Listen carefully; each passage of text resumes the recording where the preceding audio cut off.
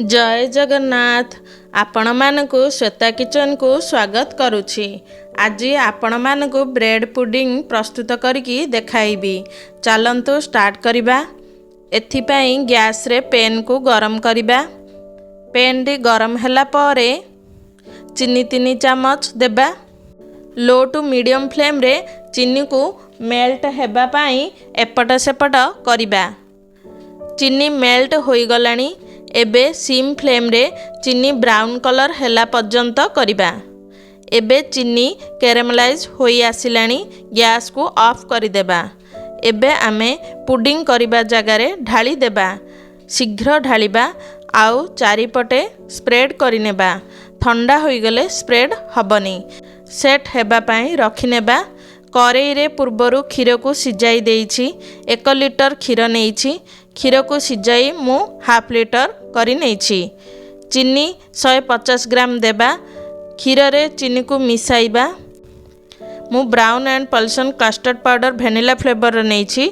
एई custard powder नेले colour भलो आसे, फ्लेवर मध्य भलो लागे। कस्टर्ड पाउडर 3 चम्मच नेइछि।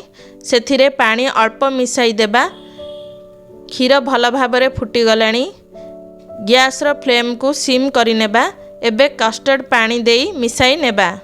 ब्रेड रो चारि साइड को काढ़ी धला पार्ट को ग्राइंड करी रखिथिली सेई ब्रेड गुंड मिसाई नेबा। अल्प अल्प देई भल भाबरे मिसाइबा। गोटा जेपरी रहि न जाए। ब्रेड गुंड अधिक करिथिबे। भिडियोटी भल लागिले लाइक शेयर एंड सब्सक्राइब करि नेबे। पाखरे थिबा बेल आइकन को प्रेस करि नेबे। मोर नुआ भिडियोर नोटिफिकेशन आपणक पाखरे पहुँची पारिबो।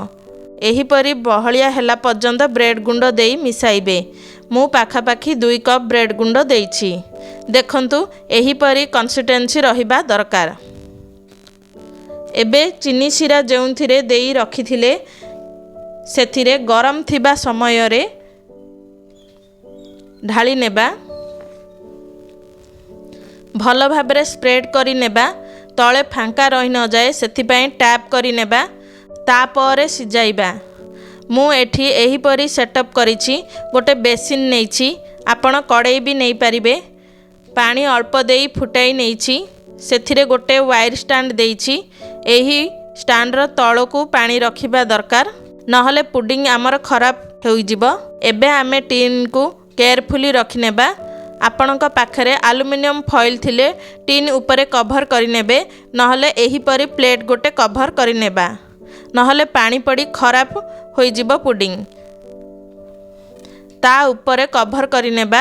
सिम फ्लेम रे 30 रु 40 मिनट पर्यंत सिझिबा को देबा। 40 मिनिट परे ऊपर कभर बाहर करी देखिबा। देखंतु चारिपट साइड छाड़ी गलानी। एबे बाहर करि नेबा। पुडिंग गरम अच्छी। किछि समय ठंडा हेबा पाई छाड़ी देबा। ठंडा हैला परे फ्रिज रे 1 घंटा रखिबा। 1 घंटा फ्रिज रे रखला पारे बाहर करिबा। गोटे प्लेट साहाय्य रे फ्लिप करिबा। देखंतु मु किपरि करूछि। प्लेट टी ऊपर रखी ओलटाई देबा। आउ ऊपरु एही परि टीन को बाड़ेइबा। पुडिंग टी टीन रु छाड़िबारे साहाय्य हबो। देखंतु पुडिंग टी किपरि होईछि। आउ सॉफ्ट मध्य होईछि। एहीपरि आपण मध्य घरे बनांतु आउ खांतु। किपरि लागिला आपणक मतामत कमेंट रे जणाइबे। ताहले रहुछि नमस्कार। पुणी आसीबी नुआ रेसिपी नेकी। जय जगन्नाथ।